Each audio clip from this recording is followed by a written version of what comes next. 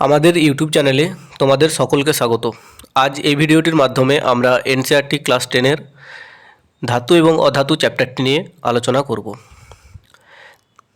Important লাইনগুলো আমরা underline করে রেখেছি বা হাইলাইট করে রেখেছি, সেগুলো তোমরা দেখে নাও। ধর্মের ভিত্তিতে মৌলগুলোকে ধাতু এবং অধাতু এই দুটো শ্রেণীতে বিভক্ত করা যায়।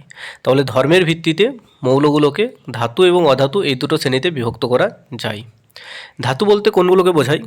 যেমন iron, copper, aluminium, magnesium, sodium, lead, zinc. এছাড়াও আরও অনেক ধাতু আছে যেগুলো পরবর্তী আমরা আলোচনায় দেখব। দেখো, বিশুদ্ধ অবস্থায় ধাতুর পৃষ্ঠতল উজ্জ্বল বা চকচকে থাকে। এই ধর্মটিকে বলা হয় ধাতব দ্যুতি। তাহলে বিশুদ্ধ অবস্থায় ধাতুর পৃষ্ঠতলগুলো কেমন হয়? উজ্জ্বল এবং চকচকে হয়।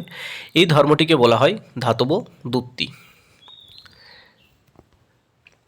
এরপরে দেখো, ধাতু সাধারণত দৃঢ় প্রকৃতির হয়। এরকম প্রশ্ন আসে, ধাতু কেমন হয়? সেটা হচ্ছে ধাতু হয় দৃঢ় প্রকৃতির।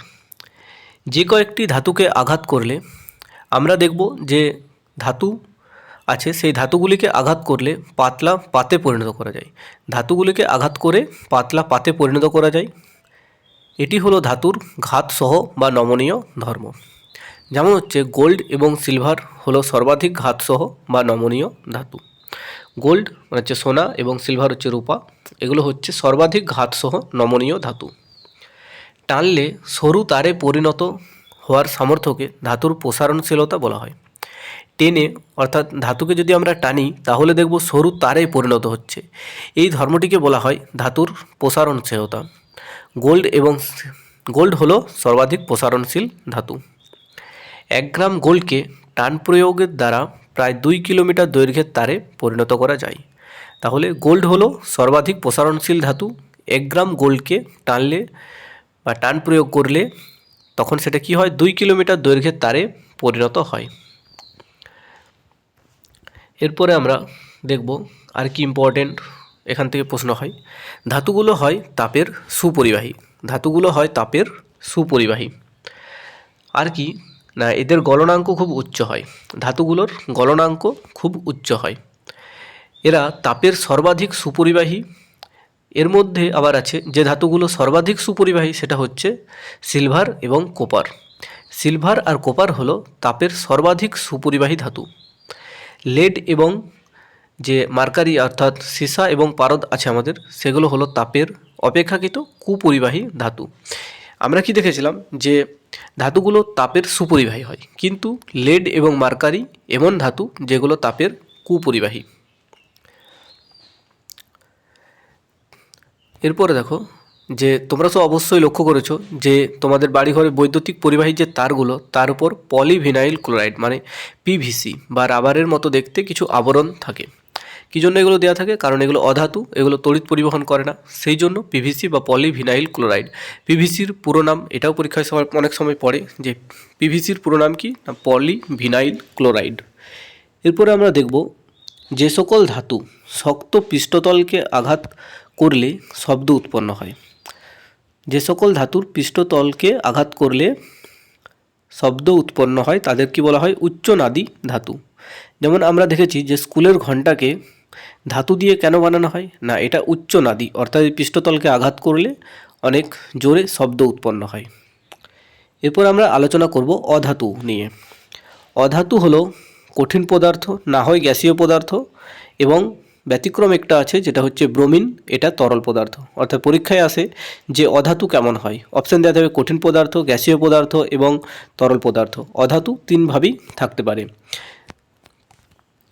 এরপরে দেখো আমাদের আলোচনায় কি আছে যে মার্কারি ছাড়া সমস্ত ধাতু ঘরের তাপমাত্রায় কঠিন অবস্থায় থাকে।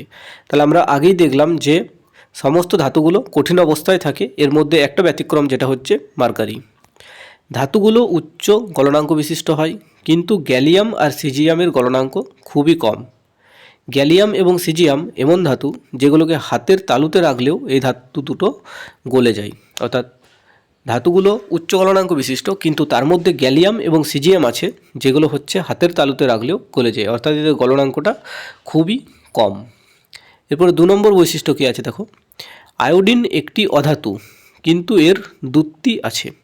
অর্থাৎ আমরা দেখেছিলাম যে ধাতুগুলোর দ্যুতি আছে ঠিক আছে, কিন্তু আয়োডিন একটা অধাতু হলেও এর দ্যুতি আছে। কার্বন এমন একটি অধাতু যা প্রকৃতিতে বিভিন্ন রূপে অবস্থান করে। কার্বন এমন একটা অধাতু যা প্রকৃতিতে বিভিন্ন রূপে অবস্থান করে। ভিন্ন ভিন্ন প্রত্যেকটি রূপকে কি বলা হয়? রূপভেদ। ডায়মন্ড হলো কার্বনের এমন একটি রূপভেদ যা প্রকৃতিতে প্রাপ্ত সর্বাধিক দৃঢ় বস্তু হিসাবে পরিচিত। এর গলনাঙ্ক আর স্ফুটনাঙ্ক খুবই উচ্চ হয়। তাহলে আমরা কি দেখলাম যে কার্বন এমন একটি অধাতু যার প্রকৃতিতে বিভিন্ন রূপে অবস্থান করে। ভিন্ন ভিন্ন এর কার্বনের প্রত্যেকটা রূপকে কি বলা হয়? রূপভেদ। ডায়মন্ড হলো কার্বনের এমন একটি রূপভেদ যা প্রকৃতিতে প্রাপ্ত সর্বাধিক দৃঢ় বস্তু হিসাবে পরিচিত। এর গলনাঙ্ক স্ফুটনাঙ্ক খুব উচ্চ হয়। কার্বনের অন্য আরেকটি রূপভেদ হচ্ছে গ্রাফাইট, যা তড়িতের সুপরিবাহী।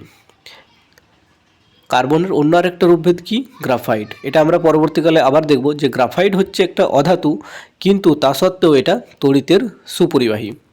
গ্রাফাইট হলো তড়িতের সুপরিবাহী, এটা মনে রাখবে। এরপরে হচ্ছে ক্ষার ধাতুগুলো, যেমন হচ্ছে লিথিয়াম, সোডিয়াম, পটাশিয়াম, এতটাই নরম প্রকৃতির যে এদের ছুরি দিয়ে কাটা যায়। তাহলে ক্ষার ধাতুগুলো কী কী? যেমন লিথিয়াম, সোডিয়াম, পটাশিয়াম, এগুলো এতটাই নরম প্রকৃতির যে এদের ছুরি দিয়ে কাটা যায়। এদের ঘনত্ব এবং গলনাঙ্ক কম হয়। এদের ঘনত্ব এবং গলনাঙ্কটা কী হয়? কম হয়। মৌলগুলোকে তাদের রাসায়নিক ধর্মের ভিত্তিতে আরও স্পষ্টভাবে ধাতু এবং অধাতুতে বিভক্ত করা যায়। রাসায়নিক ধর্মের ভিত্তিতে কেমনভাবে দেখো, বেশিরভাগ অধাতু জলে দ্রবীভূত করলে আম্লিক অক্সাইড উৎপন্ন করে। তাহলে বেশিরভাগ অধাতুকে জলে দ্রবীভূত করলে আম্লিক অক্সাইড উৎপন্ন করে, এবং ধাতু জলে দ্রবীভূত করলে ক্ষারকীয় অক্সাইড উৎপন্ন করে। ধাতুগুলোকে জলে দ্রবীভূত করলে ক্ষারকীয় অক্সাইড উৎপন্ন করে। তাহলে আমরা কি দেখলাম যে অধাতুগুলোকে জলে দ্রবীভূত করলে আম্লিক অক্সাইড উৎপন্ন করে, আর ধাতুগুলোকে জলে দ্রবীভূত করলে ক্ষারকীয় অক্সাইড উৎপন্ন করে। এরপরে দেখো, ধাতুকে বায়ুতে পোড়ালে কি ঘটে? যেমন ম্যাগনেসিয়াম ধাতু বায়ুতে জ্বললে উজ্জ্বল শিখাসহ জ্বলে। তাহলে পরীক্ষার সময় পরে যে ম্যাগনেসিয়াম ধাতুকে বায়ুতে জ্বালালে কেমন শিখা উৎপন্ন হয়, সেটা হচ্ছে সাদা শিখাসহ জ্বলে। সাদা শিখাসহ জ্বলে। ধাতুগুলোর প্রায় সবগুলোই অক্সিজেনের সাথে যুক্ত হয়ে ধাতব অক্সাইড তৈরি হয়। অর্থাৎ ধাতুর সাথে যদি আমরা অক্সিজেন দিই, তাহলে ধাতু আর অক্সিজেন যুক্ত হয়ে ধাতব অক্সাইড তৈরি করে। যেমন উদাহরণস্বরূপ আমরা দেখতে পারি, কোপারকে বায়ুতে উত্তপ্ত করলে কোপার অক্সিজেনের সাথে যুক্ত হয়ে একটা কালো বর্ণের অক্সাইড অর্থাৎ কোপার 2 অক্সাইড উৎপন্ন করে। তাহলে কোপারের সাথে যদি আমরা অক্সিজেনকে দিই, তখন আমরা কী পাবো? কোপার অক্সাইড। একইভাবে অ্যালুমিনিয়ামকে যদি আমরা অক্সাইড তো করতে চাই, তাহলে অ্যালুমিনিয়ামের সাথে অক্সিজেনের বিক্রিয়া করে অ্যালুমিনিয়াম অক্সাইড উৎপন্ন হয়। ধাতব অক্সাইডগুলো ক্ষারকীয় চরিত্রের হয়, এটা আমরা দেখলাম। কিন্তু অ্যালুমিনিয়াম অক্সাইড আর জিঙ্ক অক্সাইডের মতো কিছু কিছু ধাতব অক্সাইড আছে যেগুলো আম্লিক এবং ক্ষারকীয় উভয় চরিত্রই প্রদর্শন করে। আমরা দেখলাম তো ধাতুগুলো কি উৎপন্ন করে? ক্ষারকীয় অক্সাইড উৎপন্ন করে। কিন্তু কিছু কিছু ধাতু আছে যেগুলো আম্লিক এবং ক্ষারকীয় উভয় চরিত্রই প্রদর্শন করে, তাদের বলা হয় উভধর্মী অক্সাইড। এই ধরনের ধাতব অক্সাইড যারা অ্যাসিড এবং ক্ষারক উভয়ের সাথে বিক্রিয়া করে লবণ এবং জল উৎপন্ন করে, তাদের কি বলা হয়? উভধর্মী বা অ্যাম্ফোটেরিক অক্সাইড। যেমন অ্যালুমিনিয়াম অক্সাইডের সাথে যদি আমরা HCl অর্থাৎ অ্যাসিডের একটা বিক্রিয়া ঘটাই, তখন কি উৎপন্ন হবে? AlCl3, মানে হলো এখানে অ্যালুমিনিয়াম ক্লোরাইড একটা লবণ উৎপন্ন করছে এবং জল উৎপন্ন করছে।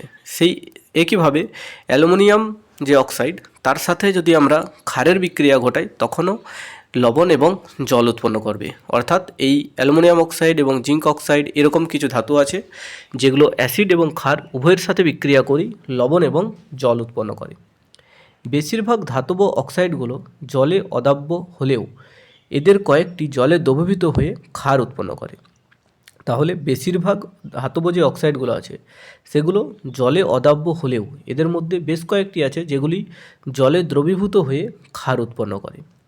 সোডিয়াম অক্সাইড, পটাশিয়াম অক্সাইড জলে দ্রবীভূত হয়ে নিচের সমীকরণ অনুযায়ী, অর্থাৎ নিচে একটা দেখো সমীকরণ দেওয়া রয়েছে, এই সমীকরণ অনুযায়ী ক্ষার উৎপন্ন করে।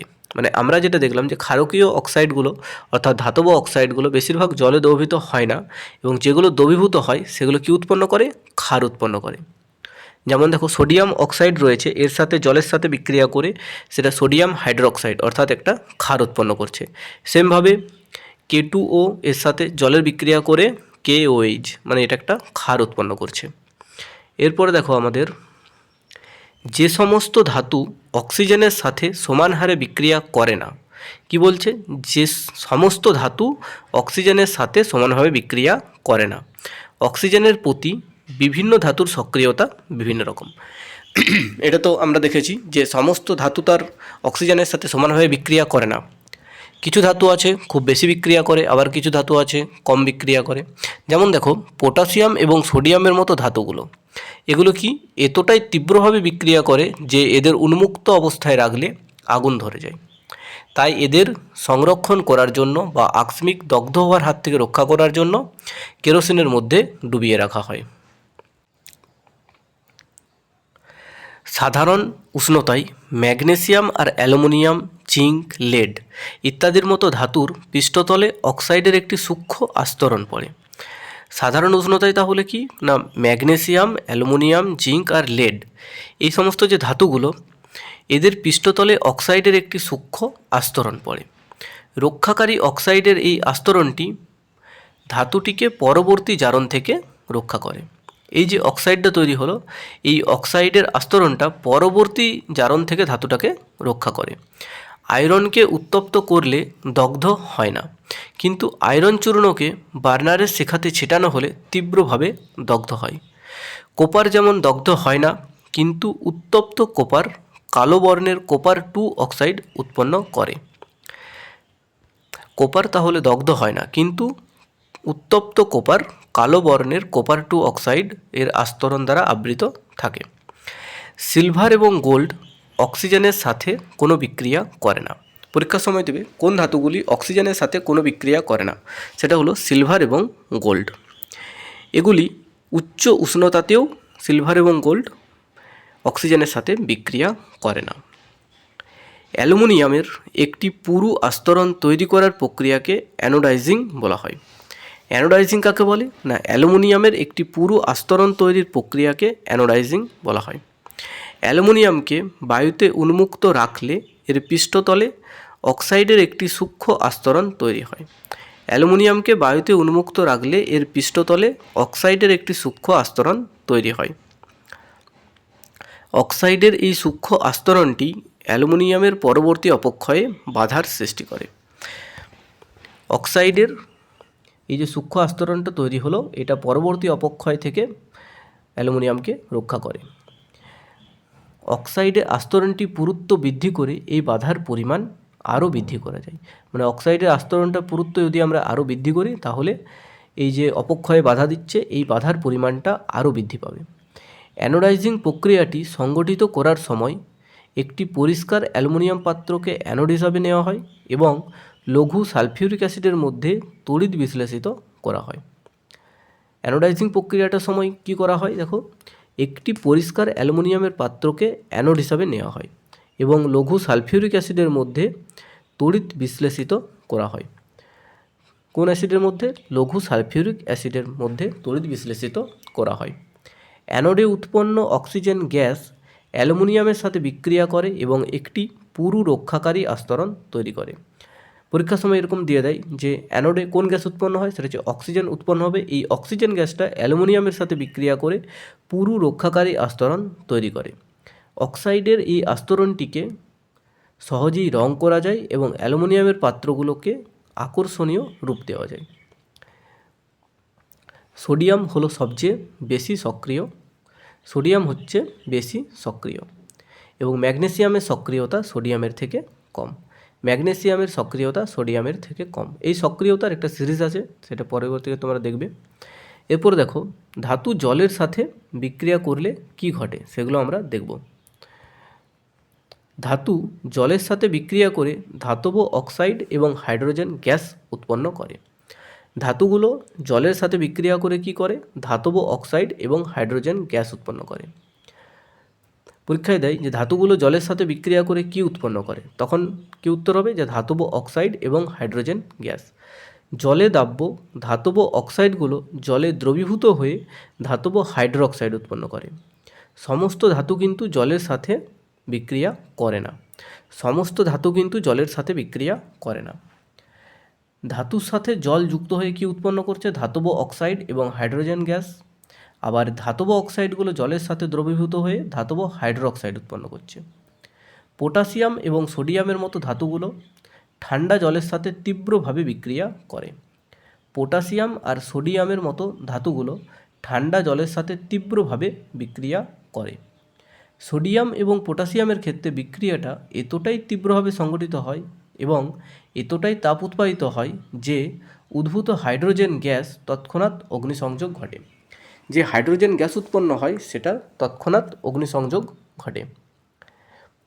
এরপরে জলের সাথে ক্যালসিয়ামের বিক্রিয়াটা এতটা তীব্রভাবে সংঘটিত হয় না। জলের সাথে ক্যালসিয়ামের বিক্রিয়াটা এতটা তীব্রভাবে সংঘটিত হয় না। হাইড্রোজেন গ্যাসের অগ্নিসংযোগের জন্য উদ্ভূত তাপের পরিমাণটাও এতটা পর্যাপ্ত হয় না। অর্থাৎ পটাশিয়াম এবং সোডিয়ামের সাথে বিক্রিয়ার ফলে যে হাইড্রোজেন গ্যাসটা উৎপন্ন হয়েছিল সেখানে তাপের পরিমাণ যতটা ছিল, ক্যালসিয়ামের ক্ষেত্রে বিক্রিয়ার ক্ষেত্রে ততটা তাপ উৎপন্ন হয় না। এবং উৎপন্ন হাইড্রোজেন গ্যাসের বুদবুদগুলো ধাতুর পৃষ্ঠতলে আটকে থাকে বলে ক্যালসিয়াম ভেসে উঠতে শুরু করে। ক্যালসিয়ামের গায়ে এই বুদবুদগুলো আটকে থাকে, যার ফলে ক্যালসিয়াম ধাতুটা ভেসে উঠতে শুরু করে। ঠান্ডা জলের সাথে ম্যাগনেসিয়ামের কোনো বিক্রিয়া করে না। অর্থাৎ ম্যাগনেসিয়াম ঠান্ডা জলের সাথে কোনোরূপ বিক্রিয়া করে না। উষ্ণ জলের সাথে এই বিক্রিয়া সংঘটিত করে এবং ম্যাগনেসিয়াম হাইড্রোক্সাইড ও হাইড্রোজেন গ্যাস উৎপন্ন করে। উষ্ণ জলের সাথে বিক্রিয়া সংঘটিত করে এবং ম্যাগনেসিয়াম হাইড্রোক্সাইড ও হাইড্রোজেন গ্যাস উৎপন্ন করে। এক্ষেত্রে উৎপন্ন হাইড্রোজেন গ্যাসগুলো সেগুলো বুদবুদগুলো ধাতব পৃষ্ঠতলে আটকে থাকে এবং ধাতুটি ভাসতে শুরু করে। এরপর দেখো, অ্যালুমিনিয়াম, আয়রন আর জিঙ্ক এর মতো ধাতুগুলো ঠান্ডা জল বা উষ্ণ জল কারোর সাথে বিক্রিয়া করে না। অ্যালুমিনিয়াম, আয়রন আর জিঙ্ক এই ধাতুগুলো ঠান্ডা জল বা উষ্ণ জল কারোর সাথে বিক্রিয়া করে না। প্রথমে আমরা দেখেছিলাম যে ঠান্ডা জলের সাথে সোডিয়াম, পটাশিয়াম খুব ভালোভাবে বিক্রিয়া করে। তারপরে ম্যাগনেসিয়াম, ক্যালসিয়াম এই বিক্রিয়াগুলো দেখলাম। এরপর হচ্ছে যেটা পাচ্ছি আমরা, অ্যালুমিনিয়াম, আয়রন এবং জিঙ্ক এই যে ধাতুগুলো ঠান্ডা জল বা উষ্ণ জল কারোর সাথে বিক্রিয়া করে না। এরা জলীয় বাষ্পের সাথে বিক্রিয়া করে এবং ধাতব অক্সাইড আর হাইড্রোজেন গ্যাস উৎপন্ন করে। জলীয় বাষ্পের সাথে বিক্রিয়া করে। লেড, কপার, সিলভার এবং গোল্ড এর মতো ধাতুগুলো এগুলো কি হয়, কোনো অবস্থাতেই জলের সাথে বিক্রিয়া করে না। লেড, কপার, সিলভার এবং গোল্ড এগুলো কোনো অবস্থাতেই জলের সাথে বিক্রিয়া করে না। ধাতুর সাথে অ্যাসিডের বিক্রিয়াটি কিভাবে সংঘটিত হয় আর কি ঘটে সেটাই আমরা এরপরে দেখব। ধাতু অ্যাসিডের সাথে বিক্রিয়া করে লবণ এবং হাইড্রোজেন গ্যাস উৎপন্ন করে। ধাতুগুলো অ্যাসিডের সাথে বিক্রিয়া করে লবণ এবং হাইড্রোজেন গ্যাস উৎপন্ন করে।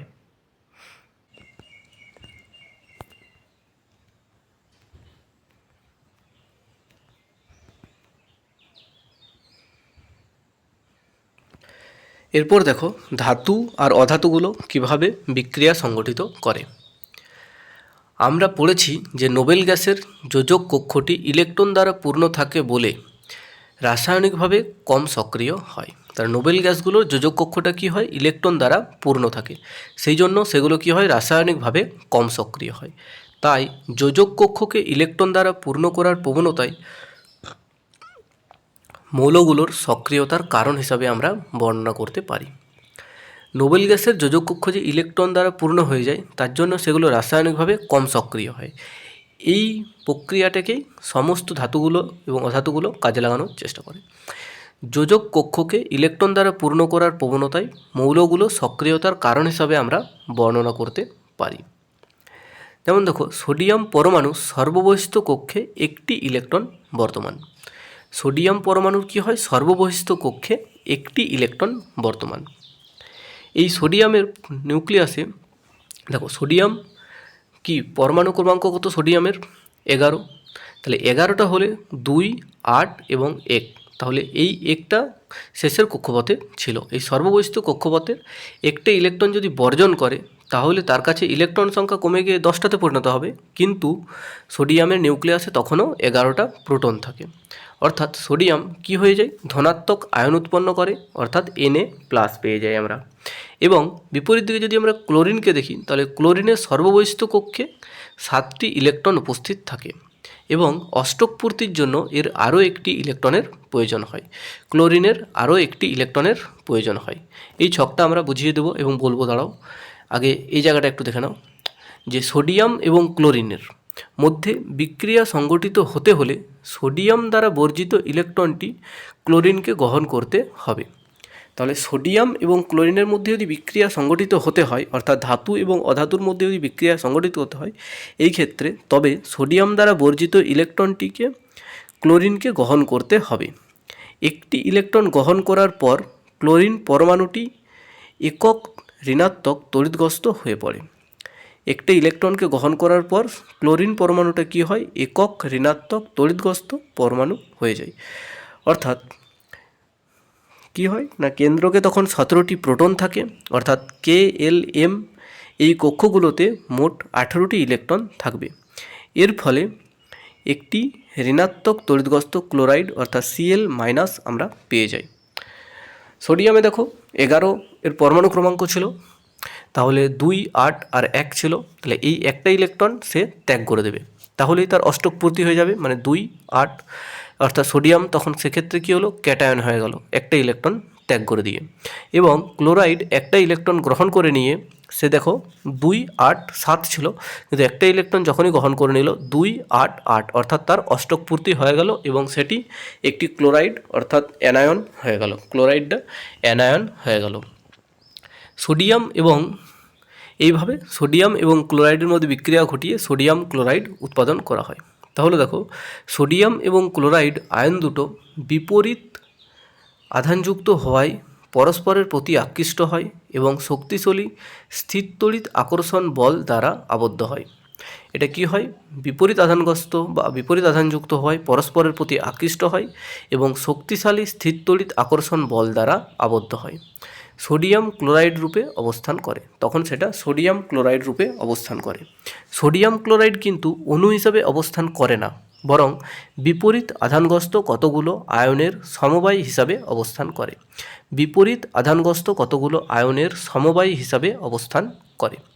এরপর দেখো একটা ছক ছিল, যে ছকটা আমরা দেখব, যেটা হচ্ছে নোবেল গ্যাস, যেমন হচ্ছে হিলিয়াম, নিয়ন, আর্গন। এদের পরমাণু ক্রমাঙ্কগুলো কত করে আমরা দেখে নেব। দেখো, কারণ পরমাণু ক্রমাঙ্কগুলো পরীক্ষার সময় অনেক সময় পড়ে যায়। যে হিলিয়ামের পরমাণু ক্রমাঙ্ক কত, 2। তাহলে এই কক্ষগুলোতে ইলেকট্রন সংখ্যা কেমন হবে, প্রথমের কক্ষে 2টো থাকবে, তারপরে এখানে তো আর কিছু নেই। এবং নিয়নের ক্ষেত্রে যদি আমরা দেখি পরমাণু ক্রমাঙ্ক 10, আর প্রোটন সংখ্যা পরমাণু ক্রমাঙ্ক ইলেকট্রন সংখ্যা সমানই হয়। সেই জন্য এখানে দেখো পরমাণু ক্রমাঙ্কের সাথে এই যে 10 ছিল, এই 10টাকে আমরা কী করি, ইলেকট্রন সংখ্যা হিসেবে সাজাতে পারি, যদি 2 এবং 8। অর্থাৎ এরপরে আর্গনের যদি দেখি 18, তাহলে 2, 8, 8। সোডিয়ামের পরমাণু ক্রমাঙ্ক কত, সোডিয়ামের পরমাণু ক্রমাঙ্ক হলো 11। এভাবে শেষের কক্ষে যেগুলি রয়েছে সেগুলি হলো তাদের যোজক ইলেকট্রন। এরপরে দেখো সোডিয়াম, ম্যাগনেসিয়াম কত, 12, অ্যালুমিনিয়ামের 13, পটাশিয়ামের পরমাণু ক্রমাঙ্ক 19 এবং ক্যালসিয়ামের 20। এগুলো একদম মুখস্থ করে নেবে। এরপরে অধাতুগুলো কিছু যেমন আছে এখানে, নাইট্রোজেনের কত, 7, অক্সিজেনের 8, ফ্লোরিনের 9, ফসফরাস হলো 15, সালফার 16 আর ক্লোরিন হলো 17। তাহলে এই পরমাণু ক্রমাঙ্কগুলো আমরা দেখে নিলাম। এরপরে দেখো, ধাতু থেকে অধাতুতে ইলেকট্রন স্থানান্তরণের মাধ্যমে গঠিত এই রকম যৌগগুলোকে আয়নীয় যৌগ বা তড়িৎযোজী যৌগ বলা হয়। ধাতু থেকে অধাতুতে অর্থাৎ সোডিয়াম থেকে ক্লোরাইডে যে ইলেকট্রন স্থানান্তর হলো সেটা আমরা দেখলাম। এইভাবে গঠিত যৌগগুলোকে আয়নীয় যৌগ বা তড়িৎযোজী যৌগ বলা হয়। সেমভাবে MgCl2 ক্যাটায়ন এবং অ্যানায়নে আমরা ভাবতে পারি NaCl এর মতো, যেমন সোডিয়াম এবং ক্লোরাইডের ক্ষেত্রে দেখলাম। এরপর দেখো কিছু আয়নীয় যৌগ আছে এবং এদের গলনাঙ্ক স্ফুটনাঙ্কগুলো আমরা দেখে নেব। যেমন হচ্ছে NaCl, এর হচ্ছে 1074 এবং স্ফুটনাঙ্ক হচ্ছে 1686। এবার সবথেকে বেশি যার গলনাঙ্ক এবং স্ফুটনাঙ্ক সেটা হচ্ছে CaO অর্থাৎ ক্যালসিয়াম অক্সাইড। এটার গলনাঙ্ক কত, 2850 এবং স্ফুটনাঙ্ক হলো 3120। স্ফুটনাঙ্ক কত 3120। পরে এই যে আয়নীয় যৌগগুলো উৎপন্ন হলো, এই আয়নীয় যৌগগুলোর কিছু ধর্ম আমরা দেখব। যেমন হচ্ছে ভৌত প্রকৃতিগুলো কেমন তাদের। আয়নীয় যৌগগুলো কঠিন প্রকৃতির হয়। আয়নীয় যৌগগুলো কেমন হয়? কঠিন প্রকৃতির। এবং ক্যাটায়ন ও অ্যানায়নের মধ্যেকার শক্তিশালী আকর্ষণ বলের জন্য এরা কিছুটা হলেও দৃঢ় প্রকৃতির হয়। এই যৌগগুলো সাধারণত ভঙ্গুর প্রকৃতির এবং চাপ প্রয়োগে ক্ষুদ্র ক্ষুদ্র খণ্ডে ভেঙে যায়। এই ভৌত প্রকৃতি থেকে এখান থেকে অনেক প্রশ্ন আসে। যেমন হচ্ছে আয়নীয় যৌগগুলো কেমন হয়? সেটা হচ্ছে কঠিন প্রকৃতির। এগুলো ক্যাটায়ন এবং অ্যানায়নের মধ্যকার শক্তিশালী আকর্ষণ বলের জন্য কিছুটা হলেও দৃঢ় প্রকৃতির হয়। এই যৌগগুলো সাধারণত ভঙ্গুর প্রকৃতির এবং চাপ প্রয়োগে ক্ষুদ্র ক্ষুদ্র খণ্ডে ভেঙে যায়। গলনাঙ্ক স্ফুটনাঙ্ক কেমন হয় আয়নীয় যৌগগুলোর? না, আয়নীয় যৌগগুলোর গলনাঙ্ক স্ফুটনাঙ্ক অধিক হয়। এর কারণ হলো এদের মধ্যেকার শক্তিশালী অন্ত আয়নীয় আকর্ষণ বলকে ভাঙার জন্য যথেষ্ট পরিমাণে শক্তির প্রয়োজন হয়। সেই জন্য আয়নীয় যৌগগুলোর গলনাঙ্ক এবং স্ফুটনাঙ্ক অধিক হয়। এরপরে দেখব আমরা দ্রাব্যতা। তড়িৎযোজী যৌগগুলো সাধারণত জলে দাব্য হয়। তড়িৎযোজী যৌগগুলো সাধারণত জলে দাব্য হয় এবং কেরোসিন এবং পেট্রোলে এর মতো দাবকগুলোতে অদাব্য হয়। তাহলে তড়িৎযোজী বা আয়নীয় যে যৌগগুলো সেগুলো হচ্ছে জলে দাব্য হয়, কিন্তু কেরোসিন আর পেট্রোলের মতো দাবকগুলোতে অদাব্য হয়। পরে তড়িৎ পরিবহন ধর্ম কেমন এই যৌগগুলোর? না, এই দ্রবণের মধ্য দিয়ে কোনো দ্রবণের মধ্য দিয়ে তড়িৎ পরিবহনের জন্য দ্রবণে উপস্থিত আধানগ্রস্ত কণাগুলোর গতিশীল হওয়া প্রয়োজন। একটি আয়নীয় যৌগ জলীয় দ্রবণে আয়ন উপস্থিত থাকে। দ্রবণের মধ্য দিয়ে তড়িৎচালনা করলে এই আয়নগুলো বিপরীত আধানগ্রস্ত তড়িৎদ্বারের দিকে ধাবিত হয়। এই আয়নীয় যৌগগুলো কি হয়? জলীয় দ্রবণে আয়ন উপস্থিত থাকে এবং দ্রবণের মধ্য দিয়ে তড়িৎচালনা করলে এই আয়নগুলো বিপরীত আধানগ্রস্ত তড়িৎদ্বারের দিকে ধাবিত হয়। কঠিন অবস্থায় আয়নীয় যৌগগুলো তড়িৎ পরিবহন করে না। কঠিন অবস্থায় আয়নীয় যৌগগুলো তড়িৎ পরিবহন করে না, কারণ কঠিন অবস্থায় সুসংহত গঠনের জন্য আয়নগুলোর শক্তি বা গতিশীল হতে পারে না। তাহলে কঠিন অবস্থায় আয়নীয় যৌগগুলো তড়িৎ পরিবহন করে না, কারণ কি না কঠিন অবস্থায় সুসংহত গঠনের জন্য আয়নগুলোর গতিশীল হতে পারে না। আর কি গলিত অবস্থায় এই আয়নীয় যৌগগুলো তড়িৎ পরিবহন করতে পারে। গলিত অবস্থায় বিপরীত আধানগ্রস্ত আয়নগুলোর মধ্যে স্থির তড়িৎ আকর্ষণ বলকে তাপ শক্তি অতিক্রম করে বলেই এটা সম্ভবপর হয়। এর ফলে আয়নগুলো স্বাধীনভাবে গতিশীল হতে পারে এবং তড়িৎ পরিবহন করতে পারে। এর ফলে আয়নগুলো স্বাধীনভাবে গতিশীল হতে পারে এবং তড়িৎ পরিবহন করতে পারে। তাহলে আয়নীয় যৌগগুলো বা তড়িৎযোজী যৌগগুলো আমরা কি দেখলাম? যে এগুলো কঠিন অবস্থায় তড়িৎ পরিবহন করতে পারে না, কিন্তু গলিত অবস্থায় তড়িৎ পরিবহন করতে পারে। এরপরে আমরা ধাতুদের প্রাচুর্যতা সম্পর্কে জানব। ধাতুসমূহের প্রধান উৎস হলো ভূপৃষ্ঠ বা ভূত্বক। ধাতুসমূহের প্রধান উৎস কি? ভূপৃষ্ঠ বা ভূত্বক। সমুদ্রের জলে সোডিয়াম ক্লোরাইড, ম্যাগনেসিয়াম ক্লোরাইড ইত্যাদির মতো বেশ কিছু লবণ দ্রবীভূত অবস্থায় থাকে। ভূত্বকে প্রাকৃতিক উপায়ে যে সকল মৌল বা যৌগ স্থানান্তরিত হয় ভূত্বকে প্রাকৃতিক উপায়ে যে সকল মৌল বা যৌগ সঞ্চিত অবস্থায় থাকে তাদের খনিজ মানে মিনারেলস বলা হয়। তাহলে প্রকৃতিতে বা ভূত্বকে প্রাকৃতিকভাবে যে সকল মৌল বা যৌগ সঞ্চিত অবস্থায় থাকে তাদের কি বলা হয়? খনিজ বলা হয়। এরপরে কোনো কোনো স্থানে খনিজের মধ্যে উপস্থিত নির্দিষ্ট মৌলটির শতকরা পরিমাণ খুব বেশি হয়, তখন কি হয় না খনিজ থেকে ধাতুটিকে লাভজনকভাবে নিষ্কাশন করা যায়। এই ধরনের খনিজকে আকরিক বলা হয়। যে সমস্ত খনিজগুলো থেকে খুব বেশি পরিমাণে মৌলটা থাকে এবং যে খনিজগুলো থেকে খুব লাভজনকভাবে নিষ্কাশন করা যায়, তখন এই ধরনের খনিজকে কি বলা হয়? আকরিক বলা হয়। পরে ধাতু নিষ্কাশন। ধাতু সক্রিয়তার সারি যখন আমরা দেখব, সেখানে দেখতে পাবো যে ধাতু ভূত্বকে মুক্ত অবস্থায় উপস্থিত থাকে। কিছু কিছু ধাতু ভূত্বকে মুক্ত অবস্থায় উপস্থিত থাকে, আবার কিছু কিছু ধাতুকে আবার যৌগরূপে উপস্থিত থাকতে দেখা যায়। সক্রিয়তা সারির সবচেয়ে নিচের দিকের যে ধাতুগুলো, সেই ধাতুগুলো সবচেয়ে কম সক্রিয় হয়। তাই এদের প্রায়শই মুক্ত অবস্থায় উপস্থিত থাকতে দেখা যায়। তাই এদেরকে বেশিরভাগই মুক্ত অবস্থায় উপস্থিত থাকতে দেখা যায়। উদাহরণস্বরূপ যদি আমরা বলি, গোল্ড, সিলভার, প্লাটিনাম, কপার এগুলো মুক্ত অবস্থায় পাওয়া যায়। আর সালফাইড বা অক্সাইড আকরিক রূপে কপার এবং সিলভারকে যৌগ রূপেও পাওয়া যায়। তাহলে সক্রিয়তা সারির সবচেয়ে নিচের দিকের যে ধাতুগুলো অর্থাৎ গোল্ড, সিলভার, প্লাটিনাম এবং কপারকে মুক্ত অবস্থায় পাওয়া যায়। সালফাইড বা অক্সাইড আকরিক রূপে কপার এবং সিলভারকে যৌগ রূপেও পাওয়া যায়। সক্রিয়তা সারির সবচেয়ে উপরের দিকে যে ধাতুগুলো থাকে সেগুলো কি কি? সেটা হচ্ছে সোডিয়াম, তার আগে কি আছে পটাশিয়াম, সোডিয়াম, ক্যালসিয়াম, ম্যাগনেসিয়াম এবং অ্যালুমিনিয়াম। এদের সক্রিয়তা এত বেশি যে এদের প্রকৃতিতে মুক্ত অবস্থায় কখনোই পাওয়া যায় না। তাহলে এগুলোকে প্রকৃতিতে মুক্ত অবস্থায় কখনোই পাওয়া যায় না, কারণ এদের সক্রিয়তা খুব বেশি। সক্রিয়তা সারির মধ্যবর্তী স্থানে যে উপস্থিত ধাতুগুলো, যেমন হচ্ছে জিঙ্ক, লোহা এবং সীসা, এদের সক্রিয়তা মাঝারি পর্যায়ের। ভূত্বকে এদের মূলত অক্সাইড এবং সালফাইড এবং কার্বনেট আকরিক রূপে পাওয়া যায়। সেগুলোকে কী রূপে পাওয়া যায়?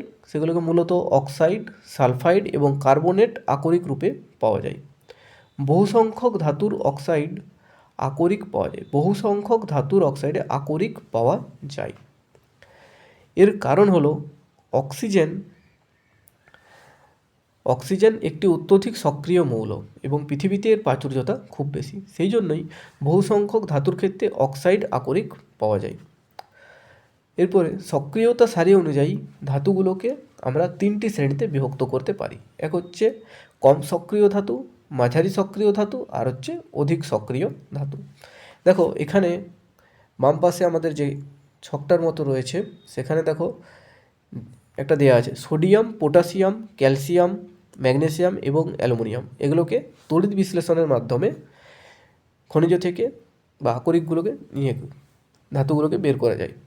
এরপরে জিঙ্ক, লোহা এবং সীসা আর কপার অর্থাৎ তামা, এগুলো কার্বন বিজারণ পদ্ধতির মাধ্যমে বের করা হয়। আর প্রকৃতিজাত হিসাবেই পাওয়া যায়, সেটা হচ্ছে সোনা এবং রূপা। এরপরে দেখো এখানে ছক আকারে দেওয়া আছে। প্রথমে যে আকরিকগুলো পাওয়া যায় সেই আকরিকগুলোকে কি করা হয়? আকরিকের গাড়িকরণ করা হয়। এরপরে অধিক সক্রিয় ধাতু, মাঝারি সক্রিয় ধাতু এবং কম সক্রিয় ধাতু হিসাবে আলাদা আলাদা প্রক্রিয়া আছে। যেমন অধিক সক্রিয় ধাতু সেগুলোকে কি করা হয়? গলিত আকরিকে তড়িৎ বিশ্লেষণ করা হয়, যেটা আমরা আগেই দেখলাম যে অধিক সক্রিয় ধাতুগুলোর ক্ষেত্রে কি করা হয়? তড়িৎ বিশ্লেষণ করা হয়, তারপরে বিশুদ্ধ ধাতু সেখান থেকে পাওয়া যায়। তড়িৎ বিশ্লেষণ করা হয় এবং কি পাওয়া যায়? বিশুদ্ধ ধাতু পাওয়া যায়। এরপরে মাঝারি সক্রিয় ধাতু যেগুলো রয়েছে তাদের মধ্যে দেখো কিছু কার্বনিক আকরিক থাকে, আবার সালফাইড আকরিকও থাকে। তাহলে এই কার্বনিক আকরিকগুলোকে ভস্মীকরণের মাধ্যমে ধাতব অক্সাইডে পরিণত করা হয় এবং তারপরে সেগুলোকে ধাতুতে বিজারণ করা হয়, তারপর আমরা ধাতুর বিশুদ্ধকরণ করি। আবার মাঝারি সক্রিয় ধাতুগুলোর মধ্যে কিছু কিছু ছিল যেগুলো সালফাইড আকরিক, সেগুলোকে তাপ জারণ করা হয়, তারপর ধাতব অক্সাইড, তারপর ধাতুতে বিজারণ করে ধাতুর বিশুদ্ধকরণ করা হয়। এরপরে আমরা যেগুলো দেখেছিলাম যে কম সক্রিয় ধাতুগুলো, সেগুলো কি হয়? সালফাইড আকরিক থাকে। এই সালফাইড আকরিকগুলোকে তাপ জারণ করা হয়, সেখান থেকে ধাতু এবং তারপরে ধাতুর বিশুদ্ধকরণ করা হয়। এরপরে দেখো আকরিকের সমৃদ্ধিকরণ। ভূত্বক বা খনি থেকে সংগৃহীত আকরিক মাটি, বালি ইত্যাদির মতো অপদ্রব্য দ্বারা কলুষিত থাকে, যাদের খনিজ মল বা গ্যাঙ্গিউ বলা হয়। আকরিক থেকে ধাতু নিষ্কাশন করার জন্য এই সব অশুদ্ধির দূরীকরণ করা প্রয়োজন।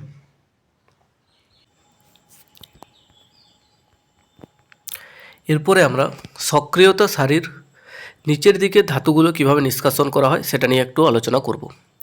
সক্রিয়তা সারির নিচের দিকের ধাতুগুলো সক্রিয়তা ভীষণ কম।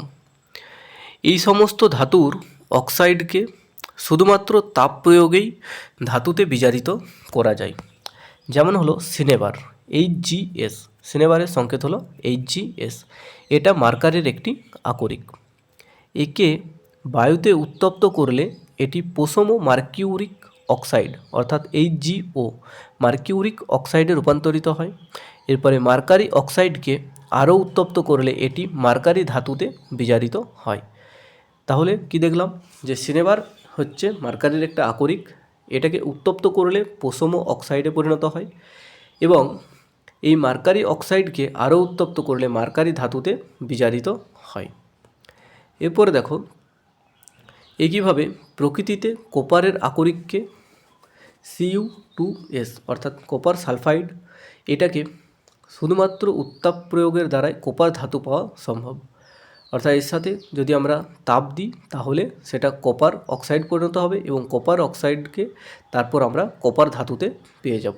এরপরে সক্রিয়তা সারির মধ্যবর্তী স্থানের যে ধাতুগুলো আছে সেগুলো নিষ্কাশন কীভাবে করা হয়, যেমন হচ্ছে আয়রন, জিঙ্ক, লেড, কপার, এই সমস্ত ধাতুগুলোর সক্রিয়তা সারির মধ্যবর্তী স্থানে উপস্থিত। এই ধাতুগুলো সক্রিয়তা মাঝারি পর্যায়ের হয়। প্রকৃতিতে এই সকল ধাতু মূলত সালফাইড এবং কার্বনেট যৌগরূপে উপস্থিত থাকে। এই কার্বনেট এবং সালফাইড এর তুলনায় অক্সাইড যৌগ থেকে ধাতু নিষ্কাশন করা অপেক্ষাকৃত সহজতর। কার্বনেট এবং সালফাইডের তুলনায় অক্সাইড আকরিক থেকে ধাতু নিষ্কাশন করা অপেক্ষাকৃত সহজতর।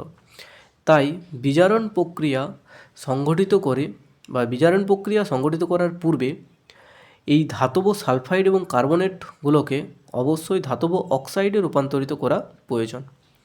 পর্যাপ্ত বায়ুতে সালফাইড আকরিককে তীব্রভাবে উত্তপ্ত করে অক্সাইডে রূপান্তরিত করা যায়। এই পদ্ধতিটি তাপ জারণ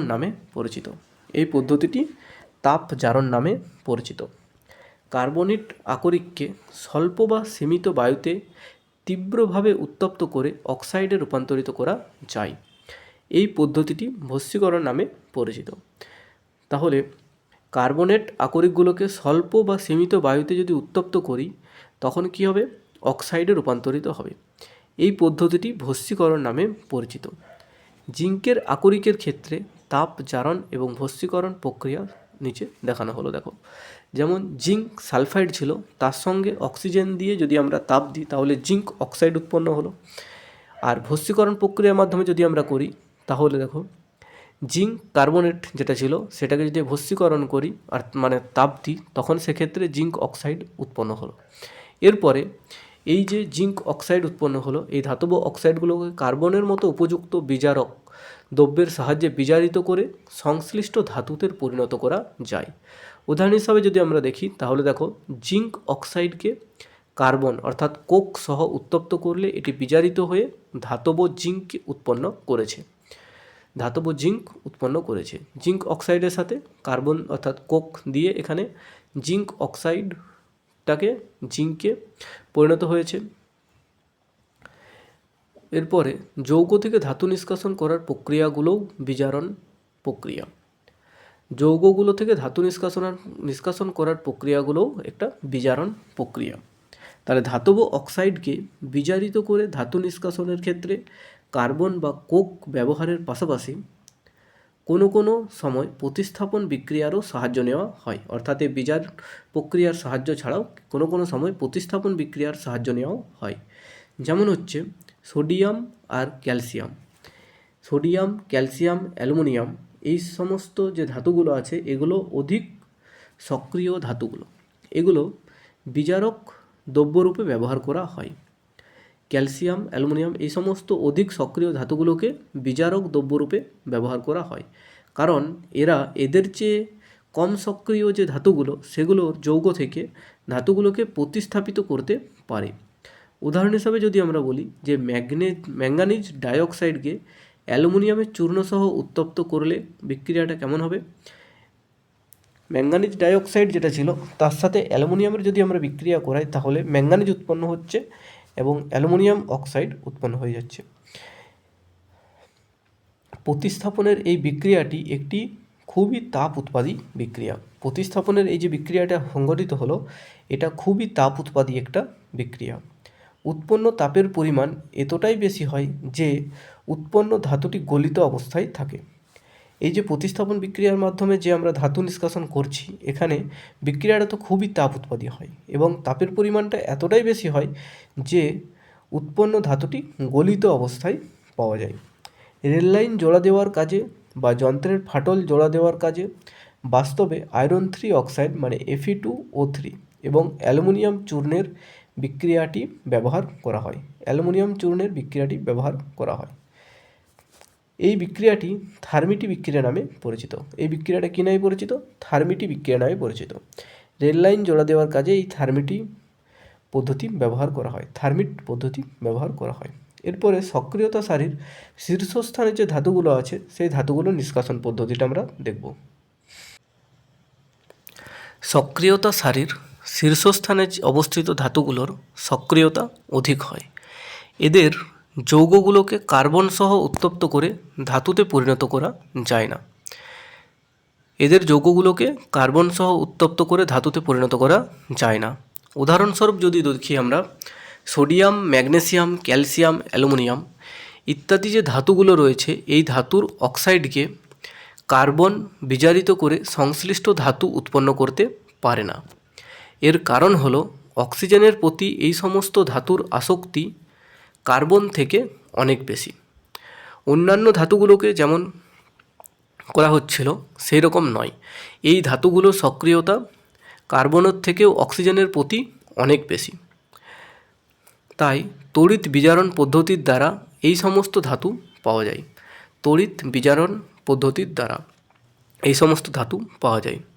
উদাহরণস্বরূপ যদি আমরা বলি যে গলিত ক্লোরাইড লবণের তড়িৎ বিশ্লেষণ করে সোডিয়াম, ম্যাগনেসিয়াম, ক্যালসিয়াম ধাতুগুলো পাওয়া যায়। ধাতুগুলো ক্যাথোডে অর্থাৎ ঋণাত্মক তড়িৎদ্বারে সঞ্চিত হয় এবং অ্যানোডে অর্থাৎ ধনাত্মক তড়িৎদ্বারে ক্লোরিন গ্যাস মুক্ত হয়।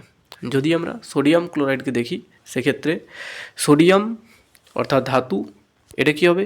ক্যাথোডে অর্থাৎ ঋণাত্মক তড়িৎদ্বারে এবং অ্যানোডে অর্থাৎ ধনাত্মক তড়িৎদ্বারে ক্লোরিন গ্যাস মুক্ত হবে। একইভাবে অ্যালুমিনিয়াম অক্সাইডের তড়িৎ বিজারণ করে অ্যালুমিনিয়াম ধাতু পাওয়া যায়। এরপরে হচ্ছে ধাতুর বিশোধন। বিজারণ পদ্ধতিগুলো থেকে প্রাপ্ত ধাতুগুলো খুব একটা বিশুদ্ধ হয় না। এদের মধ্যে অশুদ্ধি বা অপদ্রব্য থাকে।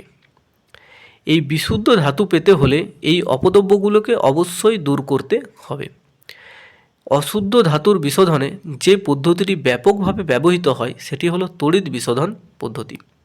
এই অশুদ্ধ ধাতুর বিশোধনে যে পদ্ধতিটা ব্যাপকভাবে ব্যবহৃত হয় সেটা হচ্ছে তড়িৎ বিশোধন পদ্ধতি। এই তড়িৎ বিশোধন পদ্ধতি কেমন সেটা আমরা দেখব। Copper, zinc, tin, nickel, silver, gold ইত্যাদি এই সমস্ত যে ধাতুগুলো আছে, এই ধাতুগুলো বিশোধন ক্ষেত্রে তড়িৎ বিশোধন পদ্ধতি ব্যবহার করা হয়। এই পদ্ধতিতে অশুদ্ধ ধাতুর একটি দণ্ডকে অ্যানোড হিসাবে এবং বিশুদ্ধ ধাতুর একটি পাত্রকে বা বিশুদ্ধ ধাতুর একটি পাতলা পাতকে ক্যাথোড হিসাবে ব্যবহার করা হয়। ধাতুটি যে কোনো লবণের জলীয় দ্রবণে তড়িৎ বিশ্লেষ্য হিসাবে ব্যবহার করা হয় এবং এই যন্ত্রগুলোর মধ্য দিয়ে তড়িৎ চালনা করা হয়। তড়িৎ বিশ্লেষের মধ্য দিয়ে তড়িৎ প্রবাহ চালনা করলে অ্যানোড থেকে বিশুদ্ধ ধাতু তড়িৎ বিশ্লেষ্যের মধ্যে দ্রবীভূত হয় এবং তড়িৎ বিশ্লেষ্য থেকে সমতুল্যাঙ্কের বিশুদ্ধ ধাতু ক্যাথোডে সঞ্চিত হয়। ক্যাথোডে কি বললাম যে ধাতুগুলো সঞ্চিত হয়, তখন ধাতু ক্যাথোডে সঞ্চিত হয়। আর দাব্য অপদ্রব্যগুলো বা অশুদ্ধিগুলো দ্রবণে চলে আসে। দাব্য যে অপদ্রব্যগুলো বা অশুদ্ধিগুলো সেগুলো দ্রবণে চলে আসে, কিন্তু অদাব্য অপদ্রব্যগুলো অ্যানোডের তলদেশে সঞ্চিত হয়। অদাব্য যে অপদ্রব্যগুলো থেকে যায় সেগুলো অ্যানোডের তলদেশে সঞ্চিত হয়। একেই বলা হয় অ্যানোড কাদা। অর্থাৎ তড়িৎ বিশ্লেষণের মাধ্যমে যে ধাতুগুলোকে নিষ্কাশন করা হচ্ছে সেগুলোর ক্ষেত্রে এই একটা প্রশ্ন খুব ইম্পর্ট্যান্ট, যেটা পরীক্ষায় বারবার আসে, সেটা হচ্ছে অ্যানোড কাদা। অ্যানোড কাদাটা কি না, দাব্য যে অপদ্রব্যগুলো বা অশুদ্ধিগুলো দ্রবণে চলে আসে, এই অদাব্য অপদ্রব্যগুলো অ্যানোডের তলদেশে সঞ্চিত হয়। একেই কি বলা হয়? অ্যানোড কাদা। আর বিশুদ্ধ ধাতুটা কোথায় চলে যায়? ক্যাথোডে সঞ্চিত হয়। এখান থেকে ছোট ছোট অনেক প্রশ্ন আসে, যেমন বিশুদ্ধ ধাতু কোথায় সঞ্চিত হয়, সেটা হচ্ছে ক্যাথোডে। আর অপদ্রব্যগুলো অ্যানোডে চলে আসে, এই অপদ্রব্যগুলোকেই বলা হয় অ্যানোড কাদা। এরপরে আমরা দেখব অপক্ষয় সম্পর্কে। সিলভার নির্মিত যে সমস্ত জিনিসপত্রগুলো, সেগুলোকে যদি বায়ুতে উন্মুক্ত অবস্থায় রাখি তাহলে কিছুদিন পর কালো বর্ণ ধারণ করে।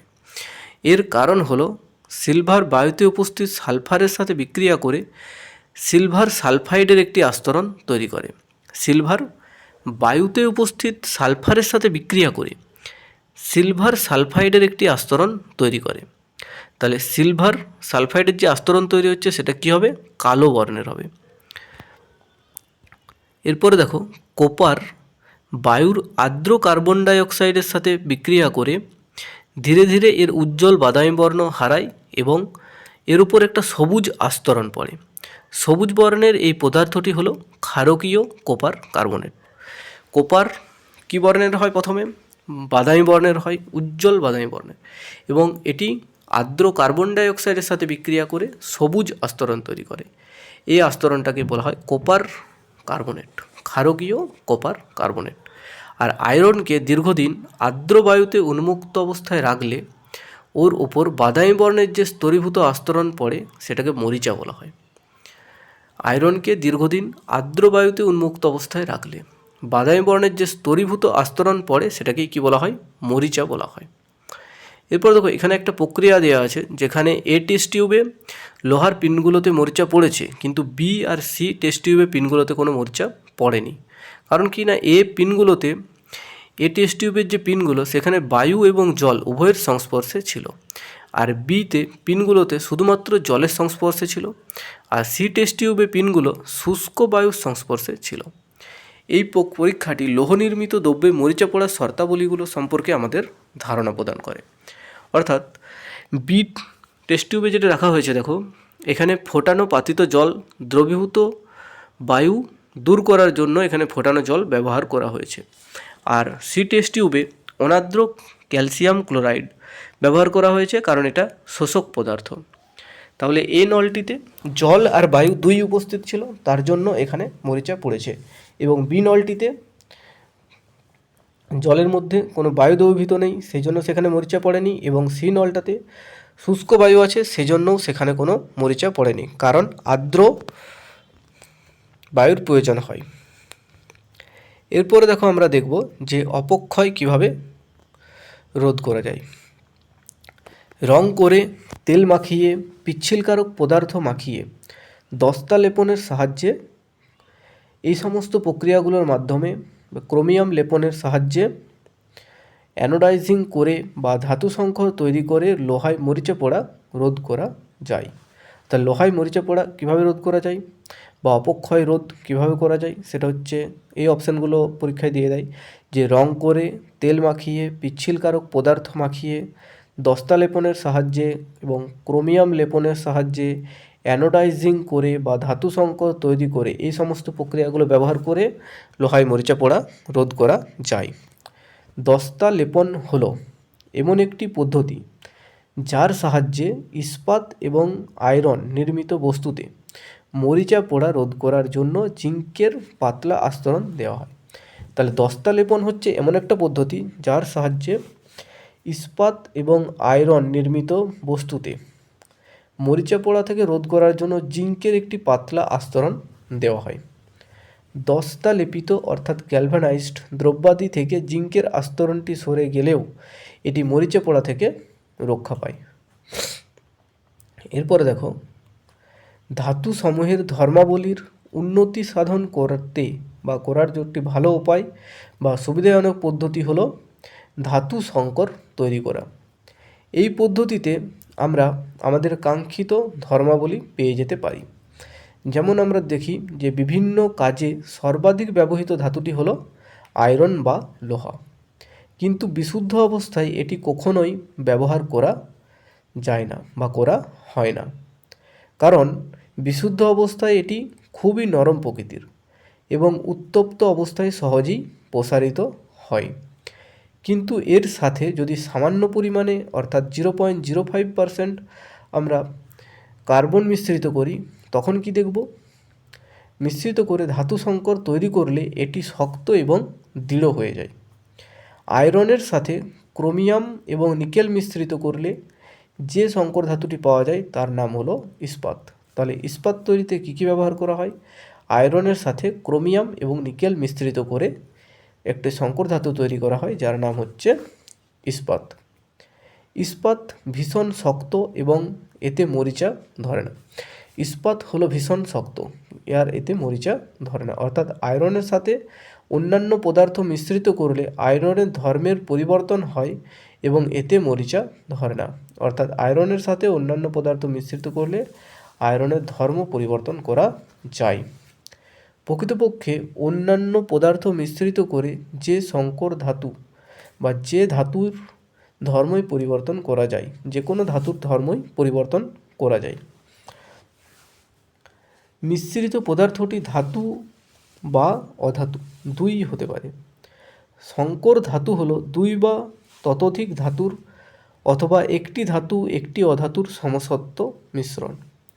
মূল ধাতুটিকে প্রথমে গলানো হয়, এরপর অন্যান্য পদার্থকে এর মধ্যে নির্দিষ্ট অনুপাতে দ্রবীভূত করে ধাতু সংকর প্রস্তুত করা হয়।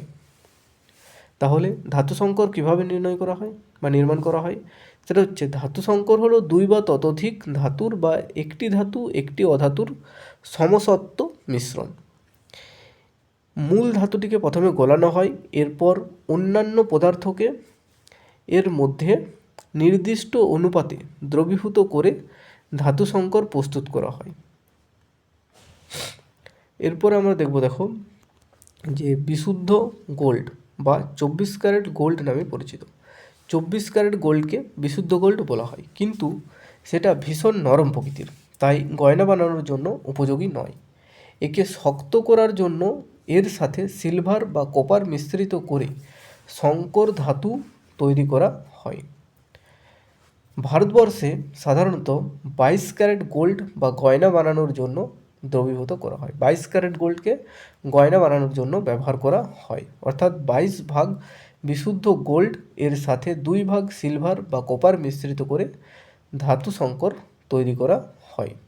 তাহলে 24 ক্যারেট গোল্ড বিশুদ্ধ গোল্ড হলেও এটা খুব নরম প্রকৃতির, তার জন্য ভারতে 22 ক্যারেট গোল্ড গয়না বানানোর জন্য ব্যবহার করা হয়, আর 2 ভাগ সিলভার বা কপার মিশ্রিত করে দেওয়া হয়। ধাতু সংকরের একটি উপাদান যদি পারদ অর্থাৎ মার্কারি ধাতু হলে তাকে পারদ সংকর বা অ্যামালগাম বলা হয়। পরীক্ষার সময় পড়ে যে অ্যামালগাম কি, এটা কি উত্তর হবে যে ধাতু সংকরের একটি উপাদান যদি পারদ হয় তখন তাকে পারদ সংকর বা অ্যামালগাম বলা হয়। ধাতু সংকরের তড়িৎ পরিবাহিতা এবং গলনাঙ্ক বিশুদ্ধ ধাতুর চেয়ে কম হয়। কি বলছে? ধাতু সংকরের তড়িৎ পরিবাহিতা এবং গলনাঙ্ক বিশুদ্ধ ধাতুর চেয়ে কম হয়। উদাহরণস্বরূপ যদি দেখি আমরা যে কোপার এবং জিঙ্কের সংকর ধাতু যেটা তৈরি করা হয় সেটা হচ্ছে পিতল, আর কোপার এবং টিনের সংকর ধাতু হচ্ছে ব্রোঞ্জ বা কাঁসা। এরা তড়িতে সুপরিবাহী নয়, কিন্তু তড়িৎ বর্তনী তৈরি করার জন্য কোপার ব্যবহার করা হয়। অর্থাৎ এখানে কি বোঝাচ্ছে যে কোপার কিন্তু তড়িৎ পরিবহন করে, কিন্তু কোপারের সাথে জিঙ্কের যে পিতল তৈরি হচ্ছে এবং কোপারের সঙ্গে টিন মিশিয়ে যে ব্রোঞ্জ বা কাঁসা তৈরি হচ্ছে সেগুলো কিন্তু তড়িতের সুপরিবাহী নয়। অর্থাৎ টিন এবং লেড ধাতুর একটি সংকর ধাতু হলো রাং। তাহলে পরীক্ষার সময় পড়ে যে রাং বা সোল্ডার এটা কোন কোন ধাতুর সংকর ধাতু, সেটা হচ্ছে টিন আর লেড, যার গলনাঙ্ক যেটা হচ্ছে নিম্ন গলনাঙ্ক বিশিষ্ট হয়। বৈদ্যুতিক তার জোড়া লাগানোর জন্য ঢালাইয়ের কাজে ব্যবহার করা হয়। আর প্রাচীন ভারতীয় ধাতুবিদ্যার একটা আশ্চর্য রূপ আছে এখানে, যেমন হচ্ছে দিল্লির কুতুব মিনারের নিকটবর্তী একটা আয়রন স্তম্ভ আছে যেটা 1600 বছরেরও পূর্বে ভারতীয় লৌহ নির্মাণ শিল্পীরা তৈরি করেছিলেন। এই আয়রন স্তম্ভটার উচ্চতা হচ্ছে 8 মিটার এবং এর ওজন হচ্ছে 6 টন বা 6000 কিলোগ্রাম। এতে মরিচা রোধ করার জন্য বিভিন্ন ধরনের পরীক্ষা করে দেখেছিলেন। এরপরে আমরা এই চ্যাপ্টার থেকে কি ইম্পর্টেন্ট জিনিসগুলো শিখলাম, যেখান থেকে পরীক্ষায় প্রশ্ন আসে সেগুলো একটু দেখে নাও। মৌলগুলোকে ধাতু এবং অধাতুতে শ্রেণীবিভক্ত করা যায়। অর্থাৎ মৌলগুলোকে আমরা কি দেখলাম, যে ধাতু এবং অধাতুতে শ্রেণীবিভক্ত করা যায়। এরপরে দেখো, ধাতুগুলো উজ্জ্বল দ্যুতি সম্পন্ন ঘাতসহ প্রসারণশীল হয় এবং তাপ ও তড়িতের সুপরিবাহী হয়। ধাতুগুলো কি হয়, উজ্জ্বল দ্যুতি সম্পন্ন হয় এবং ঘাতসহ আর প্রসারণশীল হয়, তাপ আর তড়িতের সুপরিবাহী হয়। তাহলে এগুলি হচ্ছে ধাতুর বৈশিষ্ট্য। কি না, দ্যুতি সম্পন্ন হয়, ঘাতসহ প্রসারণশীল হয় এবং তাপ ও তড়িতের সুপরিবাহী হয়। আর ঘরের তাপমাত্রায় এরা সাধারণত কঠিন অবস্থায় থাকে। ধাতুগুলো ঘরের তাপমাত্রায় বা সাধারণ তাপমাত্রায় কঠিন অবস্থায় থাকে।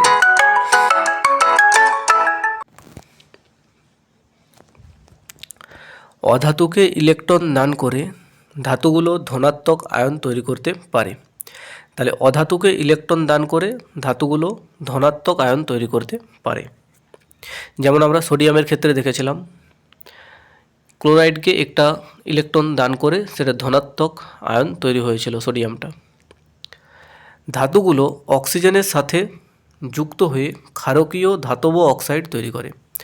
ধাতুগুলো অক্সিজেনের সাথে যুক্ত হয়ে কি করছিল, যে ক্ষারকীয় ধাতব অক্সাইড উৎপন্ন করছিল।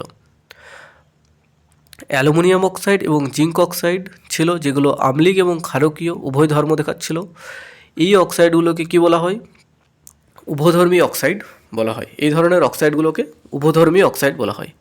নর্মালি ধাতুগুলো অক্সিজেনের সাথে যুক্ত হয়ে ক্ষারকীয় অক্সাইড উৎপন্ন করে, কিন্তু অ্যালুমিনিয়াম অক্সাইড আর জিঙ্ক অক্সাইড, যেগুলো আম্লিক এবং ক্ষারকীয় উভয় ধর্ম দেখায়, এই অক্সাইডগুলোকে কি বলছিলাম, যেগুলো উভধর্মী অক্সাইড। এরপরে দেখো, বিভিন্ন ধাতু জল এবং লঘু অ্যাসিডের সাথে বিভিন্ন ধরনের সক্রিয়তা প্রদর্শন করে। অর্থাৎ আমরা দেখেছিলাম যে ম্যাগনেসিয়াম, সোডিয়াম এগুলো জলের সাথে খুব তীব্রভাবে বিক্রিয়া করে। তারপরে পটাশিয়াম এবং সোডিয়াম এগুলো জলের সাথে তীব্রভাবে বিক্রিয়া করছিল। সেরকমভাবে ম্যাগনেসিয়াম, অ্যালুমিনিয়াম, জিঙ্ক এগুলো বিভিন্ন ধরনের প্রক্রিয়া করছিল। আর লঘু অ্যাসিডের সাথেও বিভিন্ন ধরনের ধাতুর বিভিন্ন ধরনের সক্রিয়তা দেখা যায়। প্রচলিত ধাতুগুলোর সক্রিয়তার নিম্ন ক্রম অনুসারে যে তালিকা তৈরি করা হয় সেটি সক্রিয়তা সারি নামে পরিচিত। প্রচলিত ধাতুগুলো সক্রিয়তা নিম্নক্রম অনুসারে যে তালিকাটা তৈরি করা হয় সেটাই হচ্ছে সক্রিয়তা সারি।